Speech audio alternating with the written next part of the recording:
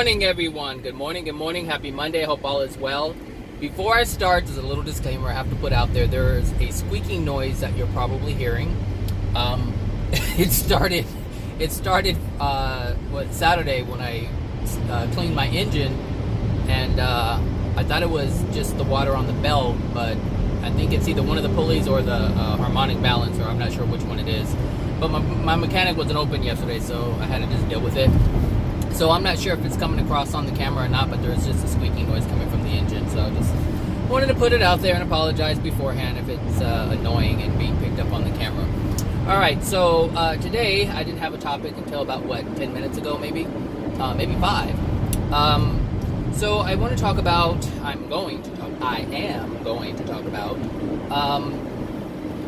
what am I talking about? No, I'm kidding. I'm talking about people who want to change the world. It seems like there's a lot of people who want to change the world. I was included in that at some point in my past, where you feel like you have to do something bigger, you have to do something to make change, and I've learned how to do that, but without wanting to do that, and that's the key to actually changing the world, is to actually just put stuff out there that allows people to learn on their own without us having an expectation of them accepting or learning something that we're putting out there. And this thing that we do when we try to make everyone change, and the thing is, everybody does it. There isn't a person on this planet who really doesn't. Well, there could be a few people on the planet who don't do it, but for the most part, everyone does this. And the reason why that is because nobody wants to change themselves. Everybody wants everyone else to change. We want you to be loving so that the world is more loving. We want you to stop fighting so that we want you to, sorry, that truck was coming over as I was getting over. We want you to stop fighting so we can have peace. But the people who want others to stop fighting are always fighting for people to stop fighting. And this is what I'm saying. When we try to force something that is not automatically happening, we create a discord within ourselves. Every time I open Facebook, and I mean every time I open Facebook, there's some kind of, something going on where it's a rescued animal or somebody being mean or bullied or something, and then people are like, I was outraged. I was outraged. What are the other ones? I'm so angry. This pisses me off, and all these different things. It's like the reason why they're angry is because they want a different outcome. They want people to act differently. Yet they're expressing the same discord that the other people were expressing who they're angry at. It's the same thing. It doesn't change. It's all the same because like attracts like. No matter how we want to perceive it, like attracts like. Like attracts like. It's very, it's, my life today in this moment is much more easy than it was in the past. And the reason why that is because I stopped trying to make change. That's all. I just stopped trying to make change. Now I just put content out there. I talk about things and give people the option to either grab onto it or not. Hey, look, it's a lifesaver for some, it isn't for others. And so the people who are looking for a lifesaver and it's floating, and it's like if I come across their path and I have something for them, they can grab it and use it. It's just like that, If someone's drowning and you throw one of those lifeguard lifesavers, it's like, hey, grab it if you want to. If you don't want to, you don't have to. That's it. That's it. That's all you can do. That's all you can do. You cannot make someone grab it. You can only put it out there and allow them to decide whether or not they want to grab it. And that is the best way, the most loving way you can help anybody, and you can make change on the planet.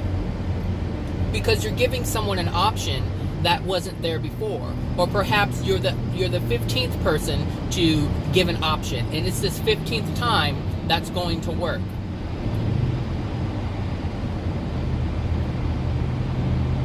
It's all about allowing someone to have their free will choice.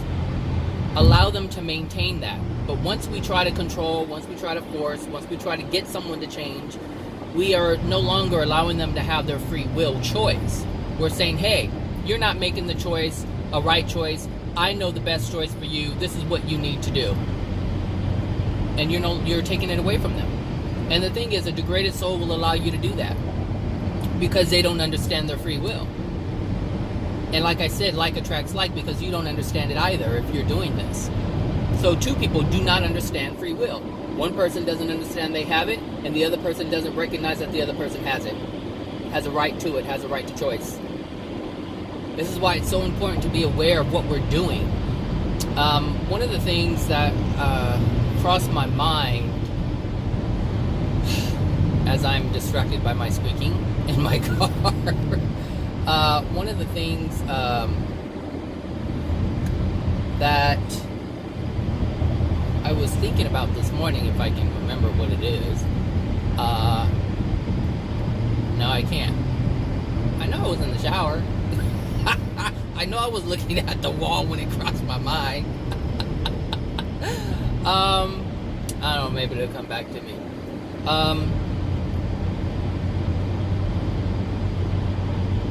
Yeah, I don't know. Anyway, yeah, just, if you want to, if not everybody wants to make change, but everyone wants everyone else to change. This is pretty much standard across the board.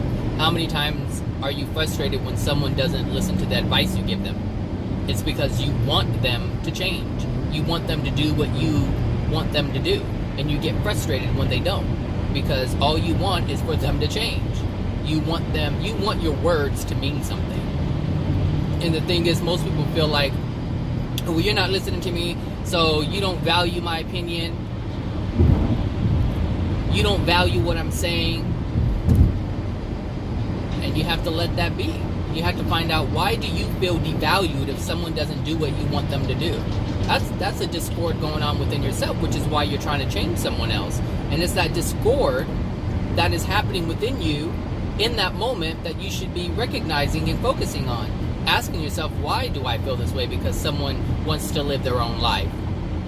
Why do I feel like I don't have any value? Because someone wants to make the choices that they want to make. And I guarantee you, the answer that you're going to come up with, whether you believe it or not, accept it or not, is the discord of you not being able to express yourself when you wanted to, growing up, when you were a child. And the thing is, when they express, when they show that they have complete freedom to make their choice, it's a discord, it's a reminder of the lack of choice that you had growing up. That's what it's going to be connected to. Whether you admit it or not, or know it or not in this moment, that's irrelevant. At some point you will.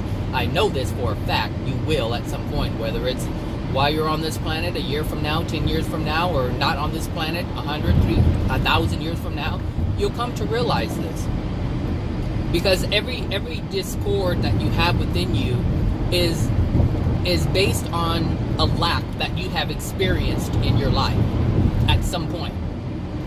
That's what irritation is. That's what anger is. It's a denial of a discord or a lack that you have experienced. Because our birthright, in terms of being a soul, our birthright is to have complete freedom. Complete freedom. Complete freedom. And every time we're deprived of that, we feel a sense of lack. We feel pain, because the natural state of being is to be able to do what we want, to explore. This is why children cry when they want to reach for something, and you prevent them from grabbing it, because they have a desire to reach for something. The Creator says you have the free will to express yourself and explore and experiment. And you say, no, you can't. And the soul hurts. The soul knows. Even though the child knows no language, doesn't understand any of that. It's irrelevant, because the soul is already pre-programmed to know that its birthright is freedom. To have any and everything that it desires. For its desires to come to manifestation. That's what the Creator has provided for us. And anytime that's taken away, we have pain. We experience a lack. And if we don't allow this to pass through us, then we hold it in us. And then anytime anyone presents any kind of lack, we have a discord. Even if it's us trying to control someone, because understand that our control or desire to control another is because we have a lack of, or we were deprived from that freedom. That's it. That's the only reason why we try to control something, because we experienced a lack of freedom ourselves. And anytime anyone else, it's almost like it's not fair that you get to be free and I don't. And this is a discord that's within us. And most adults won't even look at it like that, because they say, oh, that's petty. That can't be it. That can't possibly be it. When in actuality, that's it. Which is why most people can't improve their soul condition, because they're in denial of how they really feel. They don't want to feel because we are taught that our feelings are petty. Oh, that's petty. That's petty. That's not who I am. That's petty. And so this is why people don't, this is one of the reasons why men don't cry, because they're taught that it's petty for a man to cry, and men aren't petty. We're taught that women are petty, but men are not, that's not acceptable for men. And this is why it's more allowable for women to do things that are considered petty. They're still allowed to do it. It's the norm for them to do it, but it has a label of petty. But still, they're allowed to do that, which is a whole other subject, because you're getting into, oh, that's petty, but you can do it, which means now they have the label of being petty, which is undermining what is really happening and devaluing the female. It's just, it's just the way the planet is set up. It's and the thing is, I think that's what it was. The planet is now I remember. So the thing that I wanted to bring up was the understanding. You cannot get a group of people to understand something, because, understand the truth. It's difficult to get a group of people to understand truth, because the world is made up of man's definitions of things, not God's definition of things. If God's definition of things were understood, then our planet would be in a different place. The planet would be in a different state, and we would be in a different place. The earth would be completely different than what it is right now. There would be more loving, probably no killing. If all of God's laws and rules were understood, truth was understood from the Creator's perspective, there wouldn't be any killing. There wouldn't be anything that's unloving. But because those things do exist on the planet, we see things through the lens of the human being, because this is our world. Honestly, we have created this world. This is not God's world, because this is not God's vision. This is not the Creator's vision. This is man's vision.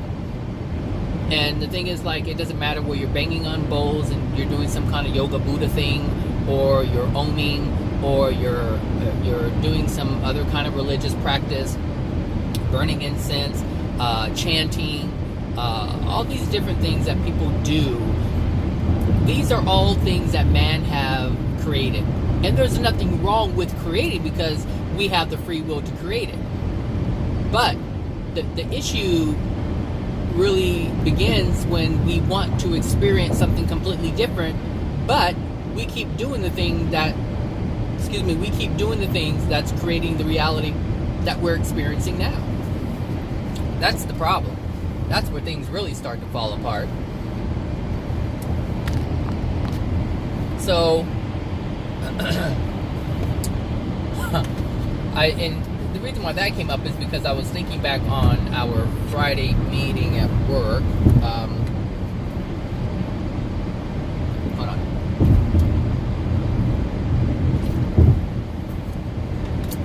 We have I think I mentioned, there's a situation where we have this client, and they call it the VIP client. And the the VIP client, it's not a VIP client, it's a client like any other client, but the VIP client knows someone in the agency who's high up. And so people are afraid of that person.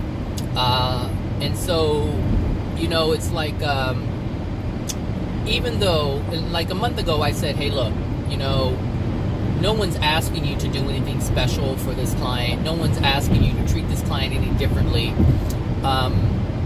And I said this like a month ago, and I said, you're creating this stuff. And then the new director came in and said the exact same thing that I said.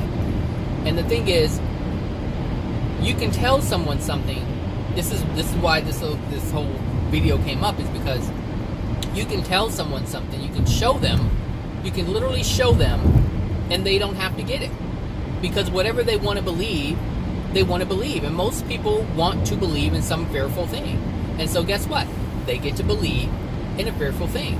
They get to have fear be a part of the reality. They get to have fear be their reality, because this is what dwells within them. And so this is what they must experience, because no one's doing anything to them to make them fearful. Nobody in the agency has done anything to make them fearful. This is just the fear that they have. So they have a fear of authority. That's the fear that they have. And so, the thing is, this affects how they feel every single day. They have been stressed out for I don't know how long, for as long as we have this client. It hasn't been too long, but they are really stressed out. I mean, every time the client calls, blah, blah, blah, they're just stressed out. And the thing is, they can't even put up boundaries to protect themselves. They feel they have to answer this person's call all the time.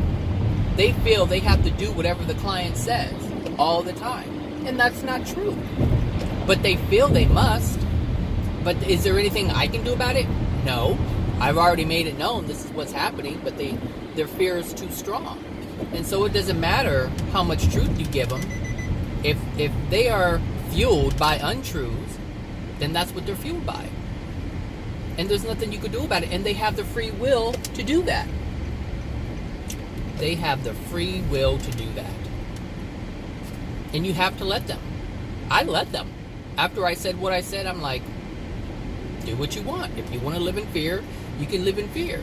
The same option that I give them, they have to give their clients. If they're loving, if they see what I see, if they know what I know and understand what I understand, then they know that, hey, if a client wants to participate, they participate. Some people get so frustrated when a client doesn't participate, when they don't participate in their own treatment. And it's like, if they don't want to, they don't have to. Just like you don't have to participate in your own knowing about how you feel and what's causing it. If you don't want to participate in understanding to alleviate your pain, you don't have to. That's just the truth of it. That's your free will choice. But if you don't understand that, like I said, and you want to force people to change and force people to do that, do this and do that, then you're going to suffer the consequences of that. Look, the consequence of control, when it's not yourself, even yourself, because if you try to control yourself and make yourself do this and do that even though you don't want to, the penalty of that is stress. The penalty of that is stress. And stress degrades the body. So the emotional discord you feel, the stressful feeling you feel emotionally, will equally, I should say, take its toll on the physical body. Because that's what unloving things do. It has a negative impact, a negative consequence. An unloving one. And the thing is, you chose it. You chose the unloving path. So what are you going to do? Well, it depends. Since you chose the path, now you have to choose a different path. Now you have to make a different decision. You have to make a different choice. But in order to make a different choice, you have to have a different understanding. Change can't happen any other way. You are change. But in order to be that change, you have to decide, hey, I need to make this change. I want to be this change. And rather, not so much I need to, but I want to. I desire to. This is how I've been able to transform myself from being the angry person that I was to the person that I am today. I'm not saying that I don't have anger, but I am definitely a different human being than I was before. And I'm okay with that because I know this is just one step in a long journey. This is just one step. And the thing is, I can't even feel any kind of way about it or feel some kind of way about it because it is what it is. All I can do is understand that, hey, look, I'm on the journey. This is my journey. Wherever I am, it's always going to be different. There's never going to be a time when I'm just going to be perfect. Because even in the celestial spheres, I can be, anyone can be in let's say the 15th dimension, and still there's going to be more change. More change. Something's going to be presented. More is going to be wanted. More is going to be desired, and more is going to be had. Look, there's always going to be an evolution. That is something that is infinite for us. Evolution. Constant change. Constant change. And that's a good thing, because that means wherever we are, there's an opportunity to experience something better. There's an opportunity to experience something different. There's an opportunity to create whatever we want. We have that choice. You know, that raggedy squeaking that thing. You know, we have all the power, people. We have all the power, but understand that the power isn't controlling other people. The power is within ourselves. Change yourself and change the world. It is impossible to force someone to change when we want to be equally as degraded as they are. Where's the change?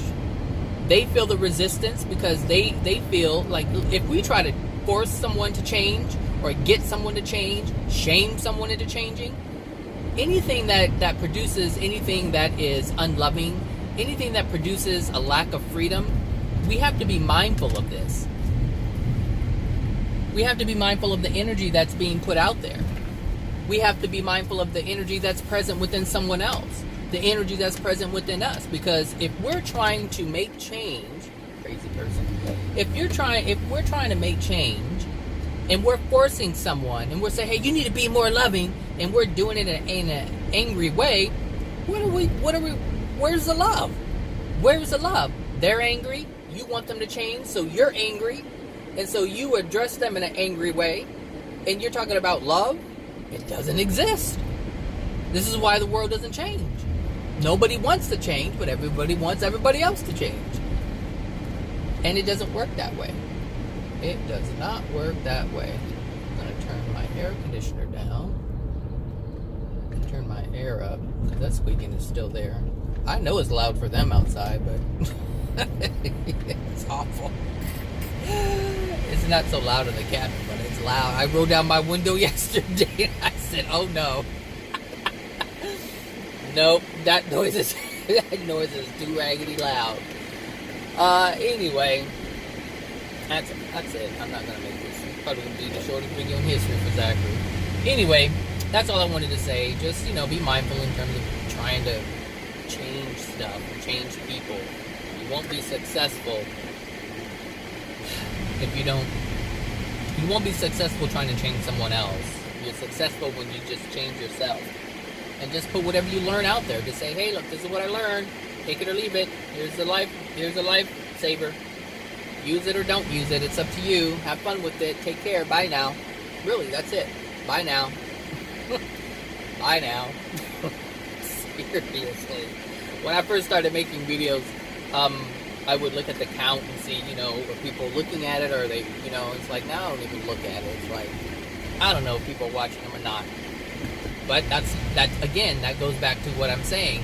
In the beginning, I was trying to make change, so I was creating videos for people to look at, to absorb, to learn, to understand, and to change. Now, I just put it out there and leave it there. Like I said before, most of my videos, actually the videos that I make just period, I learn a great deal from them. I learn from my own words, my own teachings, because I'm hearing myself. And that's how you learn. You hear. Have you ever heard, are you listening to yourself? Do you hear yourself?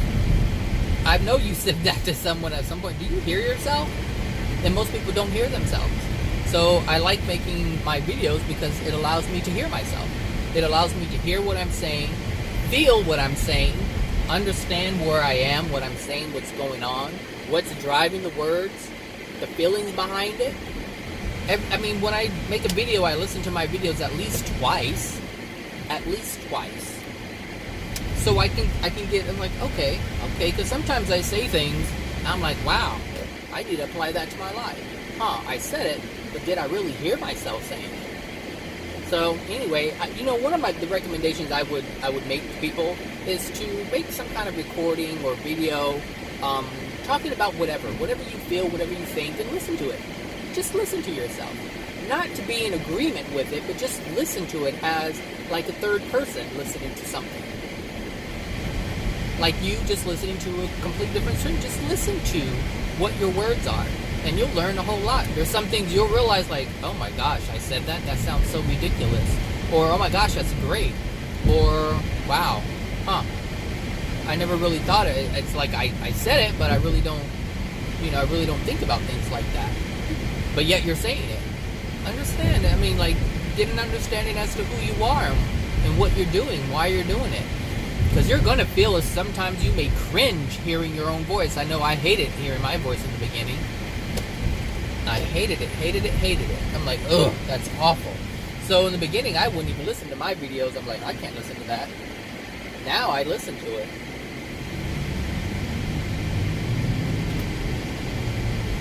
Look, I'm trying to pass somebody with a squeaking car. Oh, that's funny. Well, the squeaking hasn't affected my horsing, so I'm good. All right, everybody, you guys have a wonderful, Monday, and I will talk to you guys later. All right, bye now.